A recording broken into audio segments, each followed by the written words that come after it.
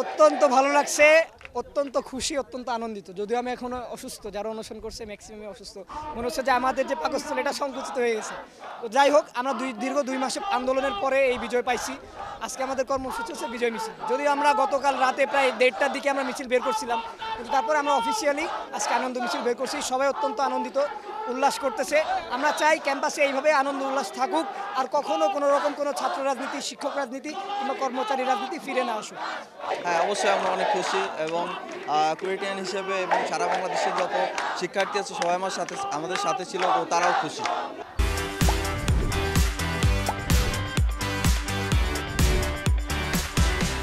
আমরা আমাদের ক্যাম্পাস থেকে স্বৈরাচার নিপাত করতে পেরেছি, এটাই আমাদের কাছে অনেক কিছু। এছাড়া মানে আমাদের চাওয়াই ছিল এটা। আমরা অনেক নির্যাতিত হয়েছি, অনেক নিপীড়িত হয়েছি, আমরা অনেক কিছু শিকার হয়েছি। আমরা হামলা, মামলা, বহিষ্কার, নিজের হল থেকে বিতাড়িত হয়েছি। এই হলটা এই বিশ্ববিদ্যালয় আমাদের এখন ঠিকানা। এই বিশ্ববিদ্যালয় থেকে আমাদেরকে বিতাড়িত করা হয়েছে। আমাদের শিক্ষকদের বিরুদ্ধে আমাদের দাঁড় করানো দেওয়া হয়েছে। আমাদের ভাইদেরকে হুমকি দেওয়া হয়েছে বিভিন্নভাবে।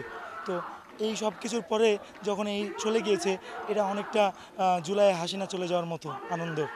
এই আনন্দে আমরা এখন ভোগ করতেছি। প্রত্যেকের একটা ব্যক্তিগত মতামত আছে, আমি প্রত্যেকের ব্যক্তিগত মতামতকে সম্মান করি। কিন্তু আমার যদি মতামত চান, আমার মতামত যেটা সেটা হবে যে আমার কাছে ন্যায়ের বিচার হয়েছে, তার প্রমাণ হচ্ছে এই যে পুরো ছাত্র সমাজ, পুরো আমাদের কুয়েটিয়ান ছাত্ররা, যে এই দেখেই বোঝা যায় যে কুয়েটিয়ান ছাত্রদের আকাঙ্ক্ষা কী ছিল, কুয়েটিয়ান ছাত্রদের প্রত্যাশা কী ছিল।